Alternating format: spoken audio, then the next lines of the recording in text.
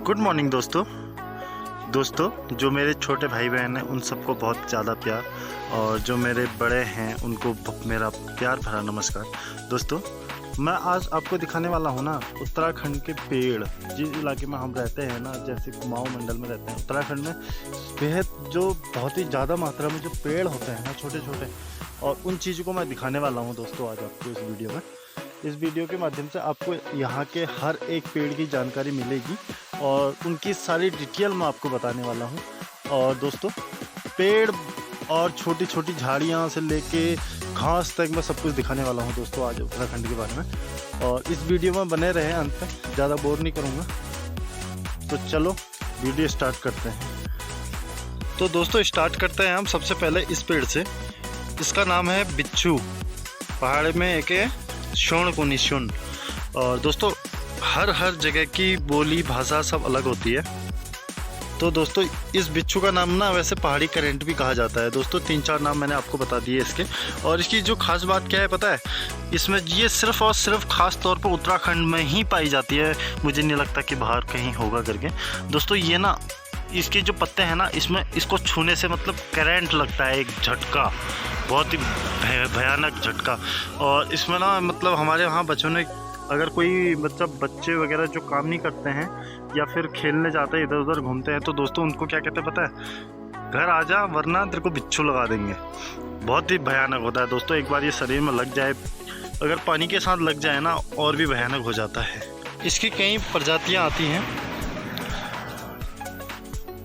कुछ इस तरीके के भी होते हैं। दूसरे नंबर पे आता है हमारा बांज का पेड़। दोस्तों बांज का पेड़ जो उत्तराखंड की जो है ना शान है दोस्तों, उत्तराखंड में ही खासकर जो पाया जाता है वो है बांज का पेड़। दोस्तों इस बांज के पेड़ की खासियत क्या होती है पता है, सबसे ठंडी हवा देता है ये, और इसकी लकड़ियाँ इतनी मजबूत होती हैं, बहुत ज़्यादा मजबूत। अगर हम सर्दियों के दिनों में ना जब इसकी लकड़ियों के कोयले बना के इसको जलाते हैं ना, काफ़ी राहत मिलती है। मतलब ये इसकी आग जो है 2 दिन तक रहती है। मतलब आज शाम को जलाती तो कल सुबह तक इसकी आग रहती है। और इसको ना गाय भैंस इतने चाप से खाते हैं ना, पूछो मत। उनका सबसे स्वादिष्ट खाना भी इसको माना जाता है वैसे देखा जाए तो। वैसे ये पेड़ हमारा बहुत साल पुराना है, और यहाँ पर एक प्यारा सा मंदिर बनाना है मैंने। दोस्तों आपकी कृपा रही तो बहुत जल्दी मैं यहाँ पर एक अच्छा सा मंदिर बनवा लूँगा। थर्ड नंबर पे आता है ये हिसालू का पेड़ जो होता है ना दोस्तों, ये इंसान के खाने के और जानवरों के खाने के दोनों के काम आता है, और ये ठंडी हवा भी देता है। और सबसे बड़ी बात क्या है पता है, इसमें जो पत्ते होते हैं इसको जानवर खाते हैं, जो इसका फल लगता है हिसालू, उसको इंसान खाते हैं। बहुत मीठे फल होते हैं। दोस्तों अगले नंबर पे आता है ये मडुआ। ये पेड़ नहीं है, एक ये हमारा मडुआ होता है। मडुए की रोटियां बनती हैं। और दोस्तों इसको इस सीज़न में यानी कि अगस्त सितंबर के टाइम पे काटा जाता है, बोया जाता है। दोस्तों अगले नंबर पे आता है मडुआ। दोस्तों ये हमारे वहाँ एक ख़ास तरीके की खेती होती है, सिर्फ और सिर्फ उत्तराखंड में होती है ये खेती। और दोस्तों इसका जो आटा होता है ना, इसकी रोटियां बनती है और काले कलर की होती है, और इतनी स्वादिष्ट होती है, बहुत ज़्यादा स्वादिष्ट होती है दोस्तों इसकी जो रोटियां होती हैं। और इसका जो घास है वो गाय भैंस खाते हैं, जानवर खाते हैं। और जो इसके ऊपर का जो ये मडुआ है इसको इंसान खाते हैं। बहुत ही स्वादिष्ट रोटियाँ होती हैं इसकी।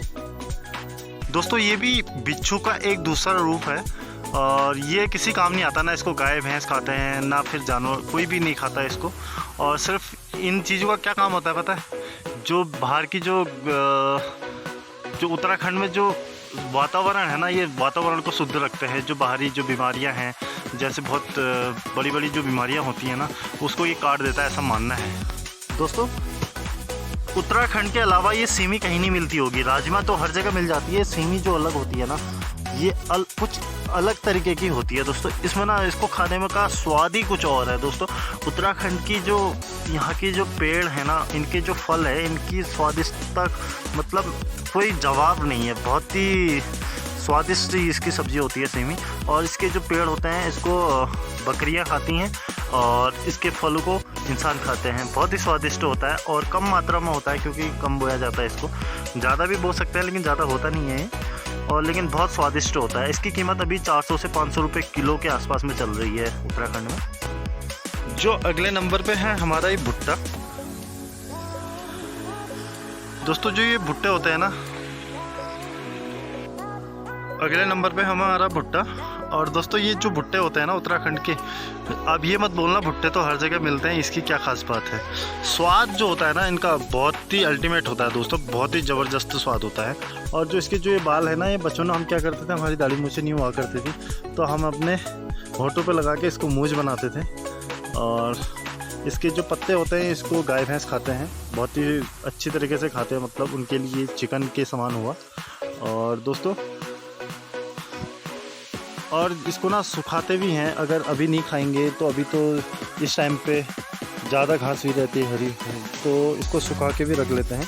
सुखाने के रखने के बाद करीबन 5-6 महीने बाद फिर से खाने, मतलब फिर भी ये सूखा हुआ गाय भैंस खा सकते हैं इसको।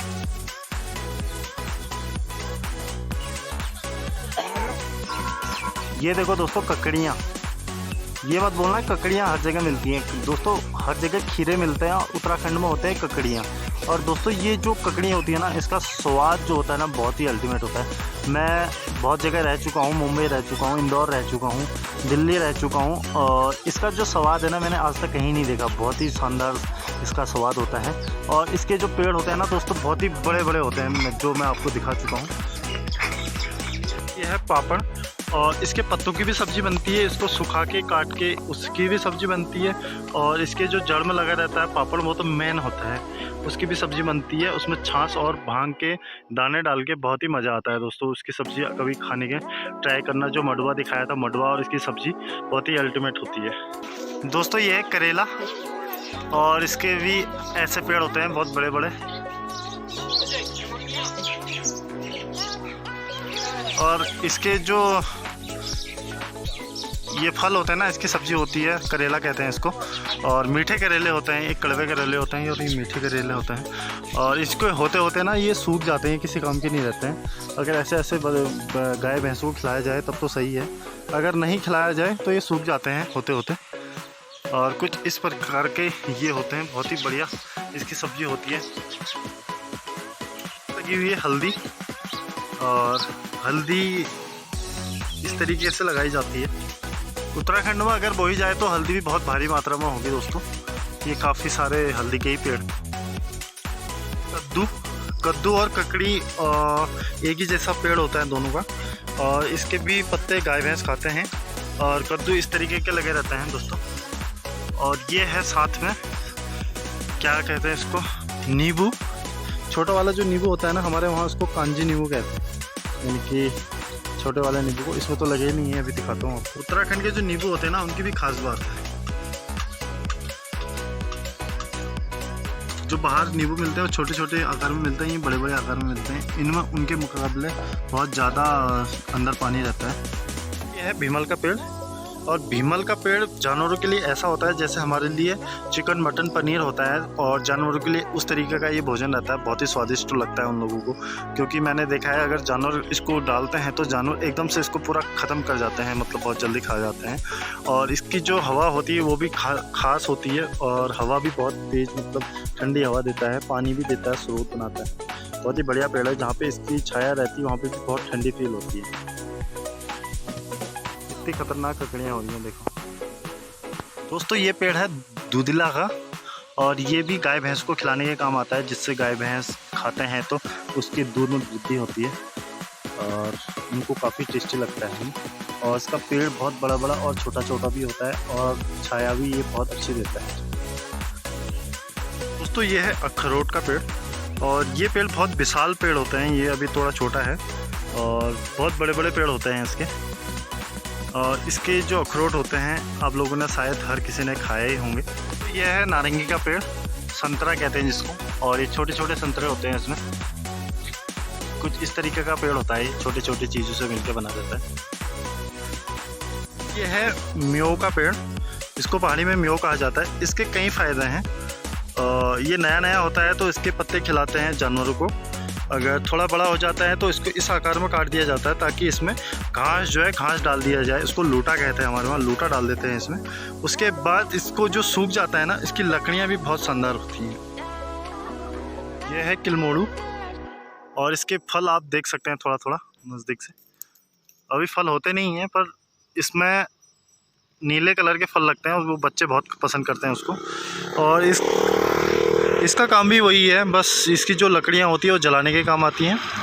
बड़ी बड़ी जो लकड़ियाँ हो रही हैं ये जलाने के काम आती हैं, और इसके फल बच्चे खाते हैं, छोटे छोटे फल लगते हैं। और ये झाड़ियाँ चारदीवारी के काम आती है, बाढ़ हलना बस।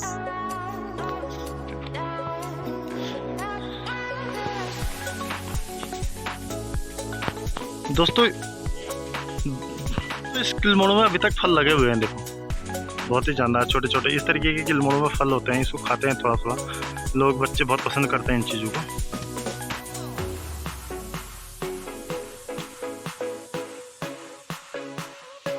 तो ये पेड़ है चीड़ का, और चीड़ की भी लकड़ियाँ जलाने के काम आती हैं। ये भी ऑक्सीजन देता है अच्छी खासी।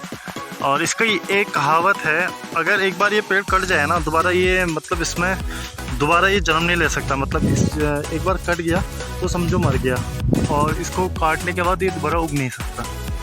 जो इसके पत्ते हैं वो पत्ते बिछावन के काम आते हैं जानवरों के लिए, जो हमारे गोट में डालते हैं, पिरोलू कहते हैं जिसको, जहाँ हमारा गौशाला वगैरह होता है उसमें डालते हैं इसको, और उसको बिछाने के काम आता है। एक एक करके डिटेल में आपको दिखाऊँ ना, बहुत सारे पेड़ हैं। देखो बाँस के पेड़, इतने मस्त मस्त पेड़, और जहाँ पे बाँस के पेड़ होते हैं जिस एरिया में ना, वहाँ पे उसका नाम क्या कहते हैं, बजानी। बजानी मतलब बहुत ही ठंडा, जहाँ बहुत ज़्यादा ठंडा होता है। जहाँ चीड़ के पेड़ होते हैं, साल के पेड़ जहाँ होते हैं ना दोस्तों, उसको कहा जाता है क्या, सलियानी।